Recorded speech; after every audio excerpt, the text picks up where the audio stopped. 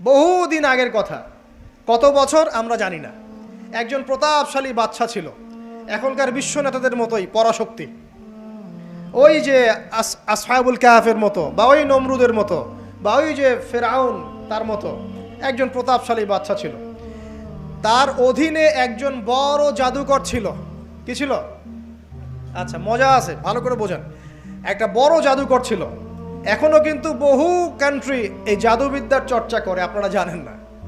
ভিতরে ভিতরে জাদুবিদ্যার চর্চা এখনো চলছে। আর এই জাদু সত্য, জাদু সত্য, চোখের বদনজরও সত্য। সায়েন্স বিশ্বাস করুক না করুক, এগুলো সত্য। কারণ কোরআন বলেছে সত্য, ব্যাস সত্য।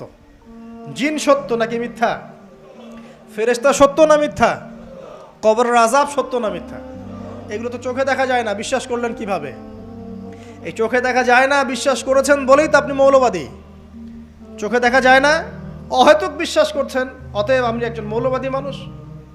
বুঝতে পারছেন তো? এই বিষয়গুলো বিশ্বাস না করলে কি আপনি মুমিন হতে পারবেন? আচ্ছা, কবরের আযাব সত্য না মিথ্যা আমরা বিশ্বাস করেছি, তোমরা মরার পরে বিশ্বাস করো। আমরা মরার আগেই বিশ্বাস করেছি, তোমরা মরার পরে বিশ্বাস করো। তারপর তোমরা পাক্কা মৌলবাদী হয়ে যাবে। যখন মরার পরে যখন কঠিন কবরের আযাব শুরু হবে, দেখবা যে আইন আল ইয়াকিন। ইয়াকিন কয়েক প্রকার হয়। একটা হচ্ছে আপনার আইন আল ইয়াকিন, হাক্কুল ইয়াকিন, এরকম কথা আছে কোরআনে। মানে আইন আল ইয়াকিন মানে যে চোখে দেখলাম এবার বিশ্বাস করলাম। রব্বানা আবসারনা ওয়া সামি'না ফারজি'না না'মাল সালিহান ইন্না মুকিনুন। আছে না সূরা আলিফ লাম মিম সিজদায়? হাফেজে কোরআন যারা আছেন, আল্লাহর সামনে জাহান্নামীরা বলবে, রব্বানা, হে আমাদের রব, আবসারনা, এই যে দেখলাম, তোমার আযাব দেখেছি আমরা, এখন পরকালের কথা। ওয়া সামি'না, এই যে শুনতে পাচ্ছি এখন আযাব, ফারজি'না, আমাদেরকে ফিরিয়ে দিন। কোথায় ফিরিয়ে দিবে? দুনিয়ায়। না'মাল সালিহান, আমরা সৎ কাজ করব, ইন্না মুকিনুন, আমাদের ইয়াকিন হয়ে গেছে। তার মানে সবাই বিশ্বাস করবে একদিন না একদিন, তাই তো?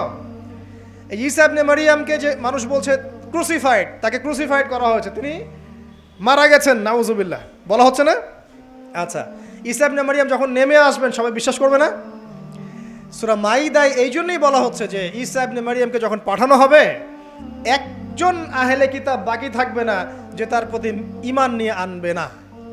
এমন একজন মানুষ তখন খুঁজে পাওয়া যাবে না যে তার প্রতি ঈমান আনবে না আহলে কিতাবদের মধ্যে। ঈসা ইবনে মারইয়ামকে ক্রুসিফিকশন করা হয় নাই। ঈসা ইবনে মারইয়ামকে আল্লাহ রাব্বুল আলামিন তার কাছে উঠিয়ে নিয়েছেন। আর যে আল্লাহ পুরো মহাবিশ্ব চালাতে পারেন, সে একজন মানুষকে উঠাতেই পারেন। এটার এমন কি বিষয় যে আল্লাহ রাব্বুল আলামিন আপনার দেহের মধ্যে রূহ রেখে দিয়েছেন, যার হুকুমে বের হয়ে চলে যাবে, সে আল্লাহ রাব্বুল আলামিন রাসূল সাল্লাল্লাহু আলাইহি ওয়াসাল্লামকে মেরাজে উঠিয়েও নিতে পারেন। সিম্পল। এটা অবিশ্বাস করার কি আছে? আসুন সামনে যাই। এখানে যে বিষয়টা, যে বহুদিন আগে এরকম প্রতাপশালী বাদশার অধীনে একজন জাদুকর ছিল। এই জাদুকরের যখন বয়সটা বুড়ো হয়ে গেল, তখন সে তার ওই বাদশাকে বলছে যে আমার তো বয়স শেষ, আমার এই বিশাল জ্ঞানগুলো কি করব? আমাকে একজন বালক এনে দিন, যেই বালককে আমি এইসব জাদুবিদ্যা শিখিয়ে দিব। এই যেরকম ছোট বাচ্চাদের মধ্যে একজন।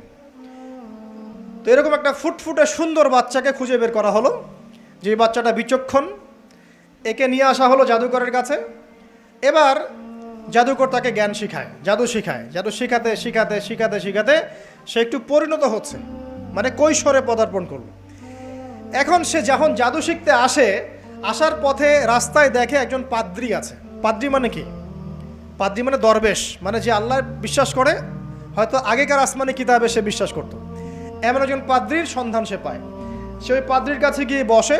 সেই পাদ্রী তাকে আসমানি কিতাবের যে মর্ম, যে বাণী, এগুলো শোনায়। তার কাছে খুব ভালো লাগে যে মাশাআল্লাহ, এটার ইমানের স্বাদ। যে যখন কোরআন শুনি আমাদের ভালো লাগে না, আসমানি কিতাব যখন শুনে তার কাছে ভালো লাগে। সে বলে যে আমি এটা শিখতে চাই। তখন এই পাদ্রী তাকে বলে, তুমি তো জাদু শিখতে যাও এই বাদশার দরবেশের বাদশার জাদুকরের কাছে, যদি ওরা জানতে পারে তাহলে তো সমস্যা। তাহলে উপায় কি? যখন তুমি ওখানে যাবে, যখন দেরি হয়ে যাবে, তখন বলবে বাসার থেকে বের হতে দেরি হয়েছে, বাসার থেকে বের হতে দেরি হয়েছে। আর আমার এখানে বসে যখন বাসায় যাবে, তখন বাসায় গিয়ে বলবে যে ওখান থেকে, ওই যে জাদুকরের কাছ থেকে আসতে দেরি হয়েছে। মানে কৌশল অবলম্বন করতে তিনি শিক্ষা দিলেন। কৌশলের প্রয়োজন আছে না? উদউ ইলা সাবিলি রাব্বিকা বিল হিকমা, হিকমার দরকার আছে না? সত্য থেকে সরে গিয়ে নয়, কিন্তু কৌশল তো করার দরকার আছে। নবী সাল্লাল্লাহু আলাইহি ওয়াসাল্লাম যে হিজরত করেছেন, মক্কা থেকে মদিনা চলে গিয়েছেন, সবাইকে জানান দিয়েছিলেন, এই শোনো আমি হিজরত করছি, জানান দিয়েছেন? রাতের বেলা বের হয়েছেন, কৌশল, রাতের বেলা বের হন নাই, এবং তাকে মারার জন্য চারপাশ থেকে লোক ঘিরে রেখেছিল, এর মধ্য দিয়ে আল্লাহ রাব্বুল আলামিন তাকে বের করে নিয়ে গেছে। তিনি কি সবার সামনে ফেসবুকে জানান দিয়েছেন, এই দেখো আমরা বেরোচ্ছি? তো তোমরা তো কৌশলই বুঝো না দিনের কাজের, যে কাজ হবে 1%, আই ওয়াশ হবে 99%। এখনকার এই যুগ, হ্যাঁ, দিনের কাজ হবে 1%, আই ওয়াশ শোডাউনই বেশি। এই শোডাউন করতে করতে মানুষের চোখ লাগে, যত চোখ লাগে তত সমস্যা সৃষ্টি হয়, এবং আস্তে আস্তে আস্তে আস্তে দিনের দায়রা মাইনাস হতে থাকে। এই যে এই বিষয়টার পিছনে তোমরাও দায়ী, কৌশল তো বোঝো না। তো স্মার্ট এবং বিচক্ষণ মুসলিমদের বড় অভাব আছে এখন পৃথিবীতে। যতক্ষণ পর্যন্ত বিচক্ষণতা অর্জিত হচ্ছে না, ততক্ষণ পর্যন্ত ইসলামের বিজয় হচ্ছে না, এটা মাথায় রাখেন। তারপর সামনে যান।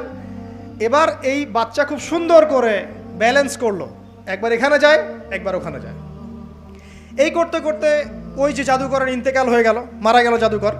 এবার এই বাচ্চার কাছে মাশাআল্লাহ অনেক এলেম কালাম আছে। এদিকে সে পাদ্রীর জ্ঞানে দীক্ষিত হচ্ছে। দীক্ষিত হতে হতে তার মধ্যে আল্লাহ পাকের প্রতি একটা পরিপূর্ণ ঈমান চলে আসে, সে মুসলিম হয়ে গেল, আলহামদুলিল্লাহ। তো মুসলিম হওয়ার পরে একদিন সে যখন বাদশার কাছে যাচ্ছে, রাস্তায় একটা বিশাল জন্তু দেখা যাচ্ছে, বিশাল জন্তু, কীরকম জন্তু আমরা জানি না। ঠিক ওই যে দাব্বাতুল আরদ সামনে বের হবে, কিয়ামতের 10টা নিদর্শন আছে বড় বড়, তার মধ্যে একটা হচ্ছে দাব্বাতুল আরদ, জমিন থেকে ফুঁড়ে একটা প্রাণী বের হবে। আর এখন মানুষ এগুলো বিশ্বাস করবে না, আমি জানি। 2 দিন পর নাসা যখন বলবে তখন বিশ্বাস করবে। কথা কি বুঝতে পারছেন? তবে প্রাণী এই পৃথিবীর নিচে আছে। রাসূল সাল্লাল্লাহু আলাইহি ওয়াসাল্লাম বলছেন 10টা আলামত না আসা পর্যন্ত কিয়ামত হবেই না। তার মধ্যে একটা হচ্ছে দাব্বাতুল আরদ, জমিন থেকে একটা প্রাণী বের হবে, এবং এই প্রাণী শুধু বেরই হবে না, মানুষের সাথে কথাবার্তা বলবে। এবার মানুষের সাথে কথা বলবে প্রাণী, বিশ্বাস করছেন? এখন বিশ্বাস করছেন না জানি, কিন্তু প্রাণী মানুষের সাথে কথা বলবে। আল্লাহ পাক বলাতে পারেন না? পারেন। আচ্ছা সামনে যান। ওই প্রাণী যখন দাঁড়িয়ে আছে রাস্তায়, এখন এই বালক বলছে আজকে আমি প্রমাণ করে নিব যে আল্লাহর আনুগত্যশীল ওই পাদ্রী সঠিক নাকি ওই জাদুকর সঠিক। এবার সে একটা ইট হাতে নিল, পাথর হাতে নিয়ে সে বলছে, আল্লাহ তোমার কাছে যদি ওই জাদুকরের কাজের চাইতে এই পাদ্রীর কাজ বেশি পছন্দনীয় হয়, এই ইটের আঘাতে এই জন্তুকে তুমি মেরে ফেলো আল্লাহ। এ বলেছে বিসমিল্লাহ বলে পাথর নিক্ষেপ করলো, নিক্ষেপ করার সাথে সাথেই জন্তু ডেড। তখন তার আইন আল ইয়াকিন, হাক্কুল ইয়াকিন হয়ে গেল যে হ্যাঁ, আল্লাহর কাছে এই পাদ্রীর আমলই সবচেয়ে বেশি পছন্দনীয়। তার আর মনে কোনো সংশয় থাকলো না। কিশোর মানুষ না, কতটুকুই বা বোঝেন নাই? এবার তার মধ্যে একটা ইয়াকিন চলে আসলো এবং সে পরিপূর্ণ মুমিন মুসলিম হয়ে গেল। এবার যখন সে রাজ দরবারে যায়, তার কাছে পেশেন্ট আসে, মানে একজন মানুষ এসেছে, সে বলছে যে আমার চোখে সমস্যা। সে চোখে হাত দেয়, হাত দিয়ে বলে যে আপনি আল্লাহর প্রতি ঈমান নিয়ে আসেন, আমি আল্লাহর কাছে দোয়া করব, চোখ ভালো হয়ে যাবে। এভাবে পেশেন্ট আসে, সে বলে আল্লাহর প্রতি ঈমান নিয়ে আসেন, আমি দোয়া করব, ভালো হয়ে যাবে। এভাবে আস্তে আস্তে তার নাম এবং খ্যাতি ছড়িয়ে পড়তে লাগলো। যেই তার কাছে আসে সে বলে আগে মুসলিম হন, ইমানদার হন, আল্লাহর প্রতি বিশ্বাস করেন, আমি দোয়া করব, ভালো হয়ে যাবে। চোখ অন্ধ ভালো হয়ে যাচ্ছে, কুষ্ঠরোগী ভালো হয়ে যাচ্ছে, হ্যাঁ, প্যারালাইজড রোগী ভালো হয়ে যাচ্ছে, আলহামদুলিল্লাহ। নবী ঈসা আলাইহিস সালাম এমনটা করেছিলেন না? আল্লাহ পাক চাইলে করতে পারেন। একদিন ওই রাজ দরবারের একজন মন্ত্রী আসছে, এবার ওই রাজার একজন এমপি সাহেব, তার চোখে সমস্যা, সে আসছে, এসে বলছে যে আমার এই চোখে সমস্যা, আমার চোখটাকে ভালো করার দরকার, তোমার কাছে কোনো ওষুধ আছে নাকি? সে বলছে যে আপনি আল্লাহর প্রতি ঈমান নিয়ে আসেন, আমি আল্লাহর কাছে দোয়া করব, আপনি ভালো হয়ে যাবেন। এবার সে আলহামদুলিল্লাহ ঈমান নিয়ে আনলো এবং সে ভালো হয়ে গেল। এই ভালো হয়ে যাওয়ার পরের দিন যখন সে আবার ওই পার্লামেন্টে গিয়েছে আর কি, ওদের তৎকালীন রাজদরবারে, এবার রাজা ওকে দেখে বলছে যে তোমার তো চোখ অন্ধ ছিল, কিভাবে শেফা লাভ করলে? তো সে বলে না কিভাবে শেফা লাভ করলো, সে বলতে চাচ্ছে না, কারণ সে আজ করছে যে বললে সমস্যা হবে। তো এক পর্যায়ে তাকে খুবই পিটুনি দেওয়া হচ্ছে, রিমান্ডে নিয়ে গিয়ে কঠিন মাইট দেওয়া হচ্ছে। এক পর্যায়ে সে মারের যন্ত্রণা সহ্য করতে না পারে বলে ফেললো যে ওই বাচ্চা, তার কাছে গিয়ে আমি আরোগ্য লাভ করেছি এবং সে আমাকে বলেছে যে তার রবের প্রতি ঈমান নিয়ে আসতে, তাহলে আমি শেফা লাভ করব। এই বাচ্চা এখন বলছে ফেরাউনের মতো যে আয়না রব্বুকুমুল আ'লা, আমি তো তোমাদের রব, নমরুদের মতো আমি তো তোমাদের রব, ঠিক আছে, আমি ছাড়া তোমাদের কে রব আছে? আমি তো জানি না যে আমি ছাড়া তোমাদের কোনো ইলাহ আছে। এবার এই লোকটাকে হত্যা করা হলো, এই এমপি সাহেবকে হত্যা করা হলো, বিকজ সে ঈমান নিয়ে আসে। এবার সেই বালককে ডেকে আনা হচ্ছে, বলা হচ্ছে বলো তুমি নাকি তোমার রবের নাম দিয়ে মানুষের ট্রিটমেন্ট করা শুরু করেছো। তখন সেই বালক বলছে হ্যাঁ, আমি এক আল্লাহর প্রতি বিশ্বাস করি এবং তার রাসূলের প্রতি বিশ্বাস করি, তার প্রেরিত আসমানি কিতাবে বিশ্বাস করি। এখন রাজা বলছে আমি ছাড়া তোমাদের কোনো ইলাহ আছে আমি তো জানি না। এই সৈন্যবাহিনী শোনো, এই বালককে ধরো, ধরে নিয়ে গিয়ে উঁচু পাহাড়ে নিয়ে যাও, ওখান থেকে ফেলে দাও। কথা বুঝতে পারছেন? এবার তাকে নিয়ে যাওয়া হলো, ক্রস ফায়ার দেওয়া হবে, এবার উপরে নেওয়া হয়েছে, একদম পাহাড়ের উপরে। এবার ওই বালক উপরে উঠে একটা দোয়া করছে, এই দোয়াটা সবাই শিখে নেন। ওই বালক উপরে উঠে দোয়া করছে আল্লাহুম্মা কফিনিহিম বিমা শি'তা, আল্লাহুম্মা কফিনিহিম বিমা শি'তা, আল্লাহুম্মা কফিনিহিম বিমা শি'তা। পাহাড় থরথর করে কাঁপা শুরু করলো এবং ওই সৈন্যবাহিনী পাহাড় থেকে পড়ে গেল, বালকের কিচ্ছু হলো না। আমি কিন্তু বানোয়াট কোনো গল্প বলছি না, এটা কোরআন থেকে বলছি এবং এটা তাফসির। আপনি যে কোনো তাফসির পড়েন, মারিফুল কোরআন, তাফসির ইবনে কাসির, জালালাইন পড়ে দেখেন, জাস্ট পড়ে দেখেন আমার সাথে ডিবেট করার আগে। এবার সে বালক হেঁটে হেঁটে চলে আসলো রাজদরবারে। আবার কি ব্যাপার, তুমি মরো নাই? না, আল্লাহ আমাকে বাঁচিয়েছেন, আমার রব আমাকে বাঁচিয়েছেন। আবার পাঠানো হচ্ছে আরেক দল সেনাবাহিনীকে নিয়ে, যাও এবার ওকে সমুদ্রে নিয়ে যাও, সমুদ্রের মাছ সমুদ্রে ডুবিয়ে দিবে একদম। আবার সে ওখানে গিয়ে বলল আল্লাহুম্মা কফিনিহিম বিমা শি'তা, হে আল্লাহ, অর্থ হচ্ছে হে আল্লাহ আমার বিপক্ষে যারা আছে আপনি যা দিয়ে ইচ্ছা ওদের বিরুদ্ধে আমাকে সাহায্য করেন। অর্থটা হচ্ছে এমন, আল্লাহুম্মা কফিনিহিম বিমা শি'তা, আল্লাহ আপনি আমার জন্য যথেষ্ট হয়ে যান, ওদের বিরুদ্ধে আমার জন্য যথেষ্ট হয়ে যান, যা ইচ্ছা তাই দিয়ে আপনি হেদায়েত করুন, মানে আমাকে হেফাজত করুন। ঠিক আছে, আল্লাহুম্মা কফিনিহিম বিমা শি'তা, ছোট্ট দোয়া। এবার ওই সমুদ্র উত্তাল হওয়া শুরু করলো এবং ওরা জাহাজ থেকে পড়ে গেল। এই বাচ্চা সেফলি আবার চলে আসলো রাজদরবারে। বিশ্বাস করছেন না? চলে আসলো। এবার আসার পরে বলছে শোনেন, আমাকে এভাবে মারতে পারবেন না, আমাকে এইভাবে মারা যাবে না, আমি আপনাদেরকে বলে দিচ্ছি কিভাবে আপনি আমাকে মারতে পারবেন। তো বাচ্চা বলছে কিভাবে মারতে পারবো বলো। তখন সেই বাচ্চাটা বলছে যে আপনি সমস্ত এলাকার মানুষকে এক জায়গায় জড়ো করবেন, মানে পুরো নেশনের যত মানুষ সবাইকে একটা মাঠে নিয়ে আসবেন, মাঠের মাঝখানে একটা গাছ রোপণ করবেন বা একটা কিছু স্তম্ভ নির্মাণ করবেন, সেখানে আমাকে বেঁধে ফেলবেন। বেঁধে ফেলার পরে আমার এই ধনুক থেকে একটা তীর বের করবেন, তীর বের করে আপনি নিজ হাতে এই তীরটাকে নিশানা দিবেন, দিয়ে বলবেন বিসমিল্লাহ আল্লাহর নামে, বিসমিল্লাহ আল্লাহর নামে, বিসমিল্লাহি রব্বি হাযাল গোলাম বলে ছুড়বেন। অর্থ হচ্ছে আমি এই রবের, আমি এই বাচ্চার রব, আমি এই বাচ্চার রব আল্লাহর নামে তীর ছুড়লাম, এটা বলে তীরটা নিক্ষেপ করবেন, তাহলে আমি মরবো, তার আগে মরবো। কথা কি বুঝতে পারছি? এবার তাই করা হলো, সমস্ত এলাকার মানুষকে এখানে জড়ো করা হলো। কথাটা ভালো করে বোঝেন, সমস্ত এলাকার মানুষ মানে কি ওই এলাকার সব মানুষ, মানে মুমিন কাফের যে আছে সবগুলাকে একত্রিত করা হলো। করার পরে বাচ্চাটাকে এভাবে একটা জায়গায় বেঁধে দেওয়া হয়েছে, খেজুর গাছে, তাফসিরে এসেছে খেজুর গাছে। এবার সে এখান থেকে তীর বের করে বাচ্চা বলছে বিসমিল্লাহি রব্বি হাযাল গোলাম, নিক্ষেপ করলো। তীরটা ঠিক, আল্লাহ পাকের দৃষ্টি দেখেন এত সূক্ষ্ম, ওইটাই বর্ণনা করেছেন। তীরটা ঠিক বাচ্চার এই জায়গায় লেগেছে, এই যে মাথার এখান থেকে লেগে এদিকে বের হয়ে গেছে। ছেলেটার বাচ্চা ওই বাচ্চা ছেলেটার এই যে কপালের এই পার থেকে এই পার পর্যন্ত তীর চলে গেল এবং বাচ্চাটা শহীদ হয়ে গেল আলহামদুলিল্লাহ। এবং এই বাচ্চাটা যখন মারা গেল বা শহীদ হয়ে গেল, আর সারা এলাকার মানুষ কি দেখলো যে বাচ্চা তাকে দুইবার চেষ্টা করে মারতে পারে নাই, কিন্তু তার রবের নাম যখন নেওয়া হয়েছে, আল্লাহর নাম নেওয়া হয়েছে, মারতে পেরেছে।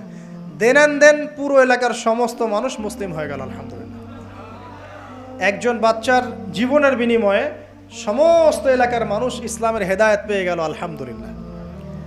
এবার বাচ্চার মাথা তো আরো খারাপ, একটাকেই সামলাতে পারছিলাম না, এবার তো সমস্ত এলাকার মানুষ মুসলিম হয়ে গেছে। এখন কি করবেন? এখন সেনাবাহিনীকে আদেশ করা হয়েছে সমস্ত মানুষগুলোকে জড়ো করো, জড়ো করে একটা গর্ত খোঁড়ো, একটা গর্ত খুঁড়ে সেখানে আগুন জ্বালাও, আগুন জ্বালিয়ে সমস্ত মানুষকে ফেলে দাও। দৃশ্যটাকে কল্পনা করতে পারছেন? একটা পুরো এলাকার মানুষকে একটা মাঠের মধ্যে একত্রিত করে সেখানে আগুন জ্বালিয়ে সবাইকে সেখানে ফেলে দেওয়া হলো এবং তারা চতুর্দিক থেকে এটাকে অবলোকন করতে লাগলো, মজা উপভোগ করতে লাগলো। এটাই আল্লাহ পাক বলছেন, কুতিলা আসহাবুল উখদুদ ইয হুম আলাইহা কুউদ ওয়া হুম আলা মা ইয়াফআলুনা বিল মুমিনিনা শুহুদ। শেষ পর্যায়ে তাফসীরে এসেছে, শেষ পর্যায়ে একজন মায়ের কোলে একটা ছোট্ট বাচ্চা ছিল। তো সেই মা নিজে লাফ দিবে এটাতে তার কোনো সমস্যা নেই, কিন্তু বাচ্চাটাকে নিয়ে লাফ দেওয়ার জন্য সে ইতস্তত বোধ করছে। তখন আল্লাহ রাব্বুল আলামিন সেই ছোট্ট বাচ্চাটার কোলে, সেই ছোট্ট বাচ্চাটার জবানের মধ্যে আল্লাহর কুদরত নিদর্শন নাজিল করলেন। ওই বাচ্চাটা কথা বলা শুরু করলো।